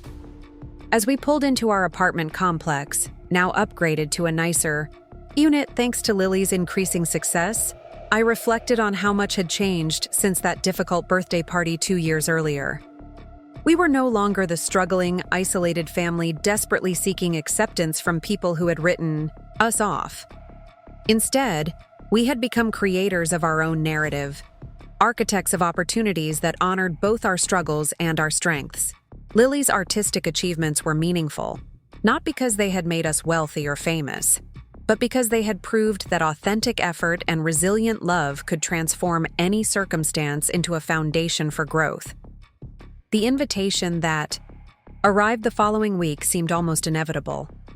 The Phoenix Art Museum wanted to mount a solo exhibition of Lily's work, showcasing her artistic development from those first simple carvings to her current sophisticated sculptures. The exhibition would run for 3 months and would include interactive elements designed to inspire other young people to explore their own creative potential. Planning for the exhibition consumed months of careful preparation. Lily worked with museum curators to select pieces that told the story of her artistic journey, while demonstrating the evolution of her technical skills and artistic vision. Each sculpture was accompanied by information about the inspiration behind it and the techniques used in its creation. But the centerpiece of the exhibition was something entirely new. Working with a massive piece of walnut wood donated by a local lumber company, Lily spent 4 months creating her most ambitious sculpture yet. The piece, titled "Breaking into Flight," depicted a phoenix rising from stylized flames. But the flames were carved to look like broken toys, discarded dreams, and shattered expectations. The symbolism was unmistakable but not heavy-handed. The sculpture spoke to anyone who had ever felt broken or dismissed, showing how those experiences could become the foundation for something powerful and beautiful. It was Lily's artistic statement about transformation, resilience, and the choice to create hope from hurt. The opening reception for Lily Mitchell Growing into Light drew the largest crowd in the museum's recent history.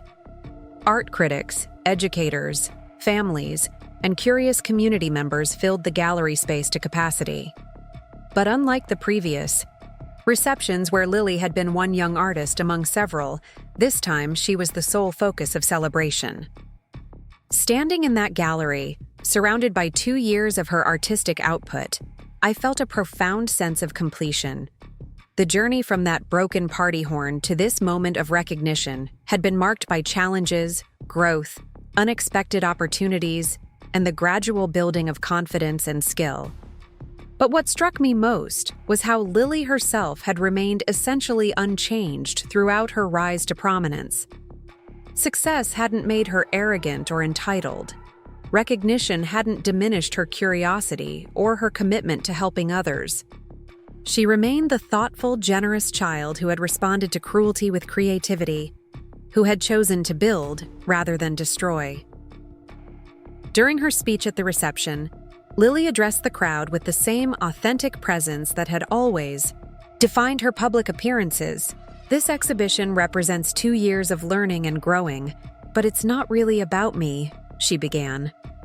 It's about what happens when people believe in each other's potential, even when that potential isn't obvious at first.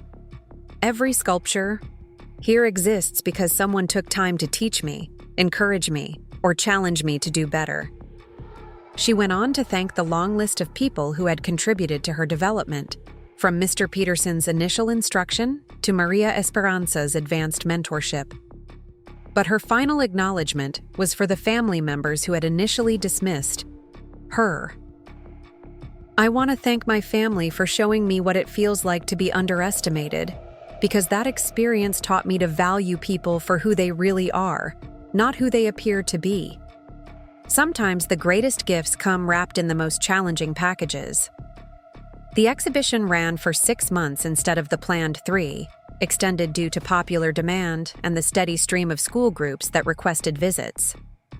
Lily conducted dozens of workshops and demonstrations, always focusing on the accessibility of art and the importance of persistence over perfection. One afternoon near the end of the exhibition's run, I found Lily sitting quietly in the gallery, sketching visitors as they moved through the space. She had developed this habit of drawing people experiencing her art, fascinated by the different ways individuals responded to the same pieces. "What do you see when you watch people look at your sculptures?" I asked, settling beside her on the bench. "I see them remembering things," she said softly. "Like, they'll look at one piece and their face will change, and I know they're thinking about something in their own life." Art doesn't just show people beauty. It helps them recognize the beauty that was already inside them. As the exhibition prepared to close, museum officials approached us about the possibility of touring the show to other cities. The prospect of sharing Lily's work and message with audiences across the country was exciting, but it also represented a new level of commitment and responsibility. After long family discussions, we decided to proceed with a limited tour that would allow Lily to continue her education while sharing her story with broader audiences. The tour would include stops in Denver, Seattle, Atlanta, and New York, each venue selected for its commitment to arts education and community engagement. The night before the exhibition officially closed in Phoenix, our extended family gathered for a private viewing. Jennifer, Dorothy, Mark, and the twins walked through the gallery with expressions of wonder and pride that would have been impossible to imagine during those early difficult years. Dorothy stopped for a long time in front of Breaking into Flight, studying the Phoenix sculpture that had become the symbolic heart of the exhibition. When she finally spoke, her voice was thick with emotion. "Lily, I need to say something that I should have said a long time ago. At that birthday party, we tried to break your spirit because we were angry about things that had nothing to do with you. Instead of breaking you, we gave you the motivation to show us all what real strength looks like. I'm sorry it took us so long to see who you really were." Lily approached her great-grandmother and took her hand gently. "Grandma Dorothy, you don't need to apologize anymore. Everything that happened helped make me who I am today. And who I am today is grateful for. All of it, even the hard parts." Their embrace in front of that sculpture, surrounded by the artistic legacy that had grown from a moment of intended cruelty, represented the complete transformation of our family's story. We had moved from disconnection and judgment to understanding and celebration, from scarcity and struggle to abundance and possibility. As the gallery lights dimmed and we prepared to leave the museum for the final time as the host of Lily's exhibition, I realized that our story had become something larger than a tale of individual artistic success. It had become a testament to the power of authentic response to create positive change that extends far beyond the original circumstances. Lily's journey from dismissed child to celebrated artist wasn't really about art at all. It was about the choice to respond to life's challenges with creativity rather than bitterness, with generosity rather than resentment, with hope rather than despair. Walking out of that museum, my daughter's hand warm in mine and our family united in ways that once seemed impossible, I understood that the most beautiful thing Lily had ever created wasn't carved from wood or displayed in galleries. It was the transformation of hearts and relationships that her authentic response to adversity had made possible. The broken party horn that had wheezed pathetically on that difficult birthday afternoon had become the first note in a symphony of growth, healing, and artistic achievement that continued to inspire everyone who heard our story. And in that perfect irony, I found the deepest gratitude for a journey that had taught us all that the most profound beauty often emerges from the most unlikely beginnings. The letter arrived on a Tuesday morning in March, 3 years after Lily's solo exhibition had toured the country.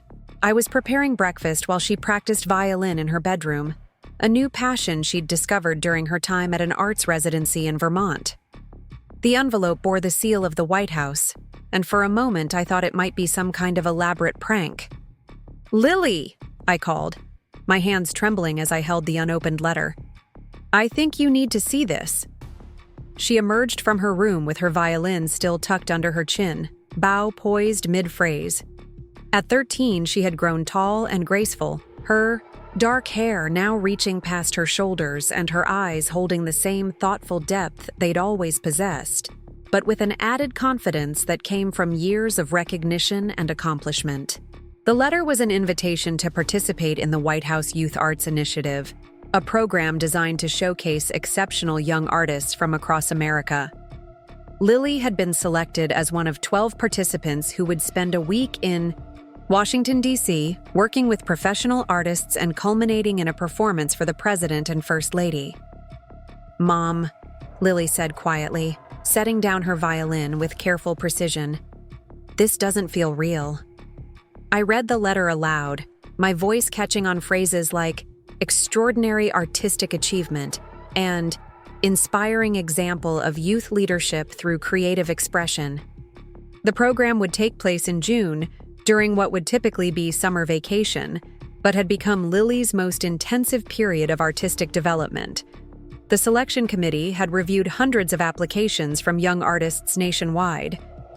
They had chosen Lily not just for her technical skill in sculpture, but for her documented impact on other young people and her articulation of art's power to transform adversity into inspiration. Over the past 3 years, Lily's influence had expanded far beyond the art world. Her speeches at schools and community centers had reached thousands of children dealing with their own challenges. She had established a scholarship fund for young artists from low-income families, financed partially by sales of her work and partially by donations from people who had been moved by her story. The scholarship program, which we had named Wings to Rise, provided not just financial support but mentorship and exhibition opportunities for emerging artists who showed both talent and resilience. Lily insisted on being personally involved in the selection process, reading every application and conducting video interviews with finalists. "I want to make sure we're not just choosing the kids who are already getting attention," she had explained when we established the criteria. "I want to find the ones who are working quietly in corners, the ones who might give up if nobody notices their efforts." Her approach to the scholarship program reflected the same wisdom she brought to all her endeavors. She understood that opportunity alone wasn't enough. Young artists needed to feel seen and valued for who they were, not just what they could produce. The White House residency represented a new level of recognition that would amplify her platform significantly. But as we discussed the opportunity over breakfast, Lily's questions revealed her continued focus on service rather than personal glory. "What kind of project will I be working on while I'm there?" she asked, scanning the detailed itinerary that had accompanied the invitation. "It says here that each participant will create a piece that represents their vision for America's future, to be permanently displayed in the White House collection." Lily was quiet for several minutes, turning this information over in her mind. With the same careful consideration she applied to selecting materials for a sculpture. "I think I know what I want to create," she said finally, "but I'll need to do some research first." The months leading up to the Washington residency were filled with preparation that went far beyond artistic planning. Lily began studying American history with new intensity, focusing particularly on periods of national difficulty and the role that artists had played in helping the country heal and move forward. She spent hours at the library researching the Civilian Conservation Corps art programs during the Great Depression, the cultural movements that emerged during the Civil Rights era, and the ways that artists had responded to national tragedies throughout American history. "Art doesn't just reflect society," she explained to me one evening as she worked on preliminary sketches for her White House piece. It helps society imagine what it could become. I want to create something that honors the struggles people have faced and celebrates the possibility of transformation. Her concept began taking shape through dozens of small clay models and detailed drawings. The final piece would be carved from a single block of American black walnut, depicting hands of different sizes and ages reaching upward, some supporting others, some being supported, all connected in an intricate network of mutual aid and aspiration. The base would be inscribed with words from Americans throughout history who had used creativity to address adversity. Frederick Douglass on the power of education, Maya Angelou on resilience, and others whose voices had helped shape the national conversation about possibility and hope. But the most personal element would be a small cardinal, carved into one corner of the sculpture's base, its wings spread as if preparing for flight. It would be Lily's signature, her reminder that individual transformation could inspire collective change. The week in Washington exceeded every expectation. Lily found herself working alongside young artists whose talents and stories were equally remarkable. There was Marcus, a 15-year-old from Detroit who created murals addressing urban decay and renewal. Elena, a 12-year-old from New Mexico who wove traditional patterns with contemporary materials to bridge cultural divides. David, a 14-year-old from Alaska who carved totems that told stories of environmental stewardship. Each artist brought not just technical skill, but a commitment to using their talents for purposes larger than personal expression. They spent their days in professional studios, learning advanced techniques while working on their White House pieces. Evenings were filled with discussions about the role of art in democracy, the responsibility that comes with public recognition, and the ways that creative expression could address social challenges. Lily thrived in this environment of serious young artists who shared her understanding that talent came with obligation. She formed friendships that would continue for years, connections with peers who understood both the privileges and pressures of early recognition. But the most transformative moment came during a private tour of the White House art collection, when their guide stopped in front of a painting that had been created by a Depression-era artist whose work had helped restore national confidence during a period of economic despair. This artist understood something crucial, the guide explained to the group of young people. He knew that art's highest purpose isn't just to be beautiful, it's to remind people of their capacity for beauty, even in difficult times. Lily stood transfixed by the painting, seeing in it the same philosophy that had guided her own artistic development. The artist had taken a moment of national struggle and transformed it into a vision of possibility that continued to inspire viewers. Decades later, that evening, she called me from her dormitory room, her voice filled with excitement and determination. "Mom, I understand now why this opportunity came at this exact time in my life. I'm old enough to really grasp what art can do on a national level, but I'm still young enough to remember what it feels like to need hope when everything seems impossible." The culminating event of the residency was a reception where each young artist presented their completed work to an audience that included the President, First Lady, members of Congress, and distinguished guests from the arts community. Lily's sculpture had been completed just hours before the event, and she stood beside it with the same calm confidence she had shown at her first community center exhibition.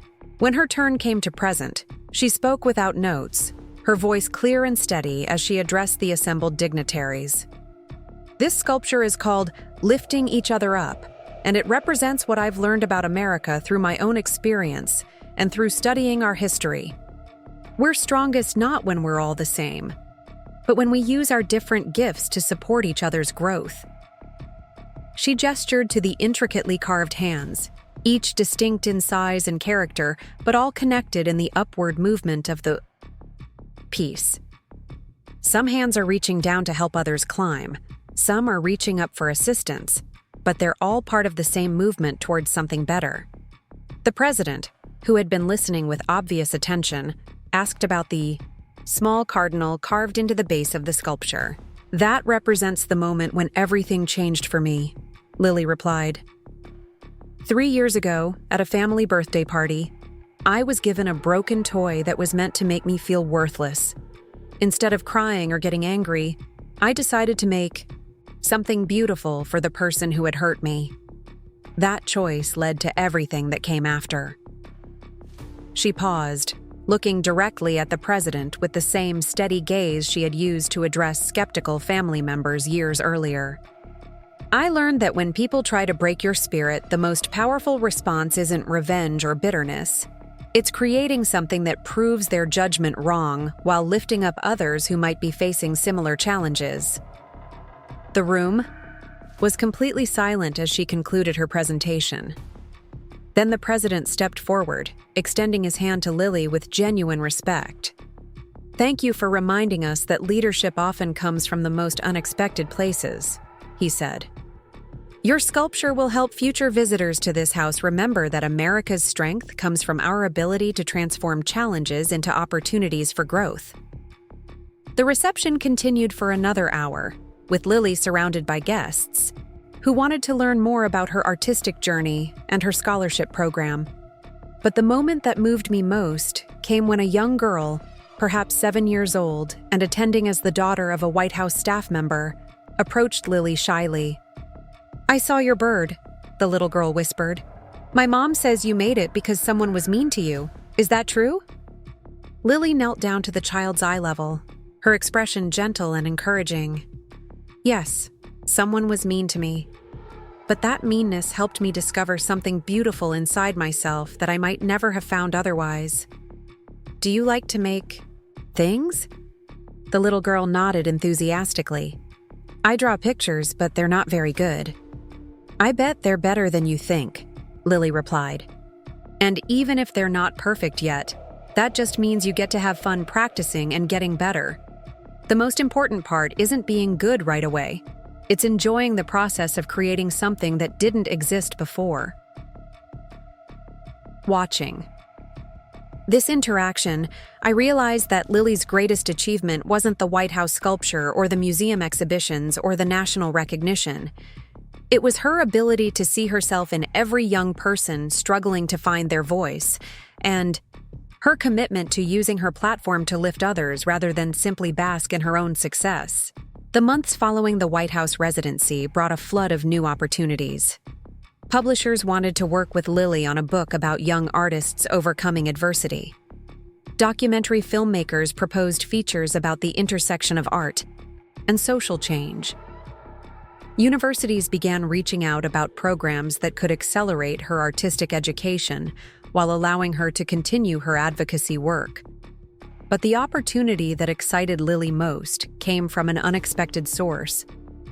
The community center where she had first learned to carve approached her about establishing a permanent program that would provide intensive arts education for children from challenging circumstances. "We want to create something that goes beyond just offering classes," explained Mrs. Patterson, the center's new director. "We want to build a comprehensive program that addresses the whole child, their artistic development, their emotional needs, their academic support, everything that contributes to helping them thrive." The program, which would be called the Lily Mitchell Center for Creative Resilience, would serve as both an educational facility and a model that could be replicated in other communities. It would provide not just arts instruction, but counseling, services, academic tutoring, exhibition opportunities, and scholarship pathways for exceptional students. Lily's role would be both symbolic and practical. Her story would inspire program participants, but she would also be actively involved in curriculum development, mentor training, and student selection. The program would be funded through a combination of grants, donations, and proceeds from Lily's continuing artistic sales. "I want this to be the place I wish had existed when I was 8 years old and didn't know if my dreams were worth pursuing," Lily explained during the planning meetings.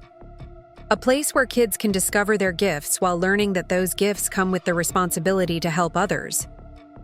The center opened 18 months later in a renovated warehouse space that provided studios for multiple art forms, exhibition galleries, and comfortable spaces for mentoring and tutoring.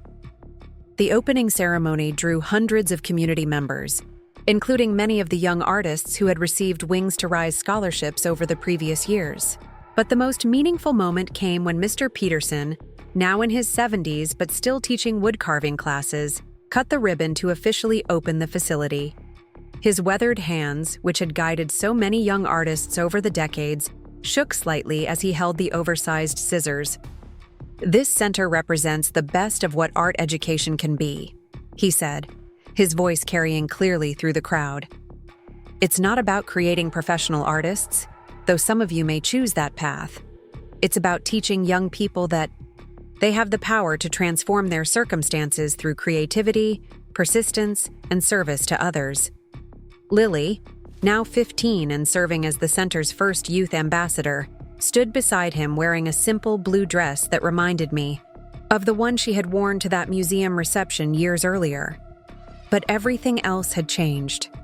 She carried herself with the confidence of someone who had learned that her voice mattered, that her experiences had value, and that her responsibilities extended far beyond her personal success. The first group of students at the Creative Resilience Center came from backgrounds similar to Lily's during those difficult early years. Single-parent households struggling financially, children dealing with family trauma, young people who had been written off by traditional educational systems, but who showed sparks of creative potential that needed nurturing.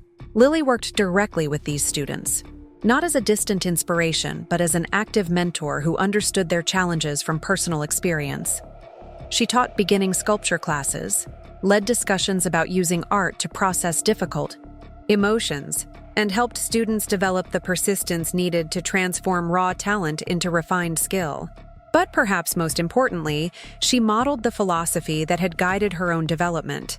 That authentic success comes not from individual achievement, but from using your gifts to create opportunities for others.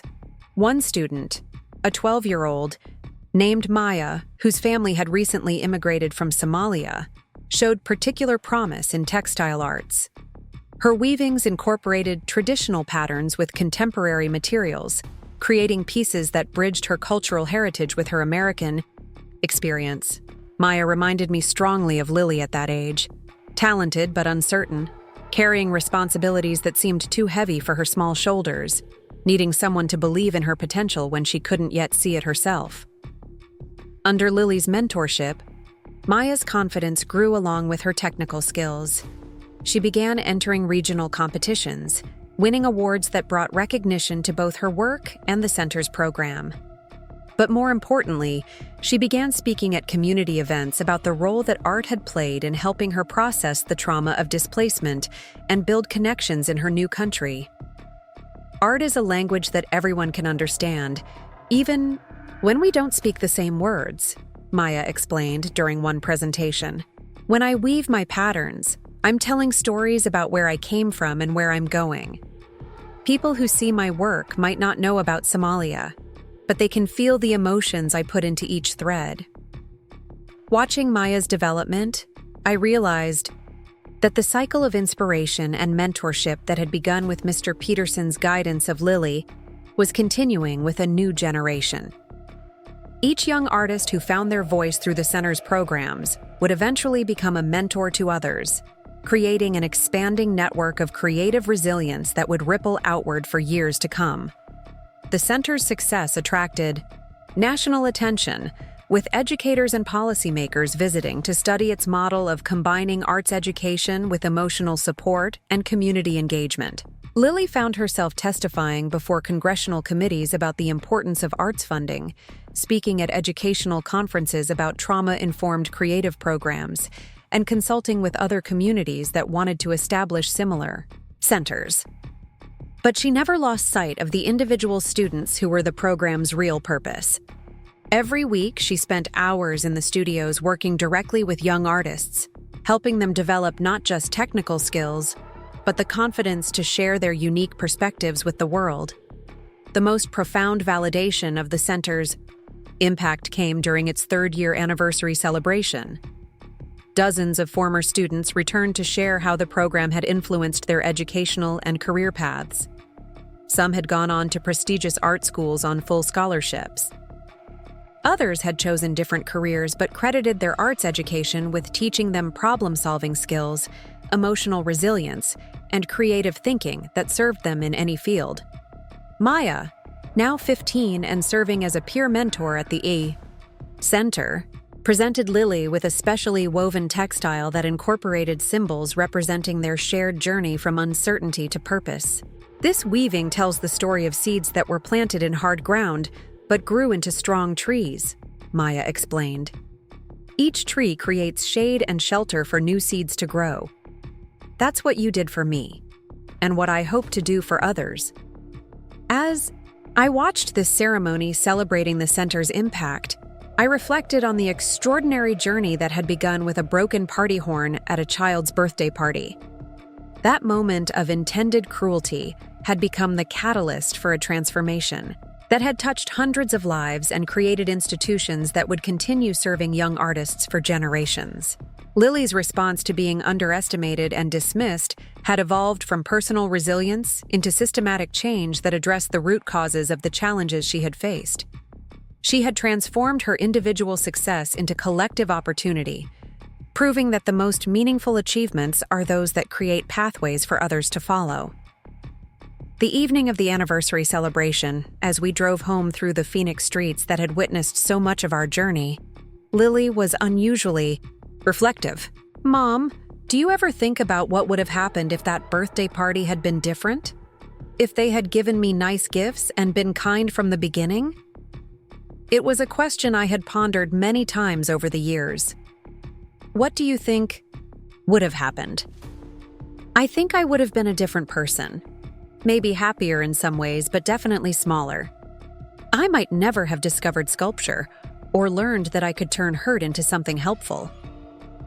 All the people we've been able to help through the center and the scholarship program, they might still be struggling alone.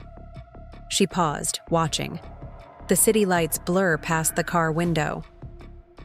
Sometimes I feel grateful for that broken party horn, which seems weird to say. But it taught me that the worst moments in your life can become the foundation for the best things you'll ever do. Her words captured something profound about the nature of resilience and transformation. The pain she had experienced hadn't been necessary or deserved, but her response to it had created value that extended far beyond her personal healing. As we pulled into our driveway, we had moved to a larger house that included a studio space. For Lily's work, I realized that our story had become something much larger than a tale of individual artistic success. It had become a demonstration of how authentic response to adversity can create positive change that ripples outward in ways that continue long after the original hurt has been forgotten. The broken party horn that had wheezed pathetically on. That difficult afternoon had become the first note in a symphony of growth, healing, and service that was still being composed. And in that beautiful irony, I found the deepest lesson of our entire journey. That the most profound beauty often emerges from the most unlikely beginnings, and the most lasting legacies are built not on personal achievement, but on the elevation of others. Standing in our driveway that night, watching my daughter gather her violin case and sketchbooks with the easy confidence of someone who knew her purpose in the world, I understood that her greatest sculpture wasn't carved from wood or displayed in museums. It was the network of transformed lives, inspired young artists, and strengthened communities that had grown from her decision to respond to cruelty with creativity, to personal pain with service to others, and to momentary rejection with a lifetime commitment to helping others find their wings. The cardinal had indeed learned to fly, but more importantly, it had taught countless others that they too could soar. Up next, you've got 2 more standout stories right on your screen. If this one hit the mark, you won't want to pass these up. Just click and check them out.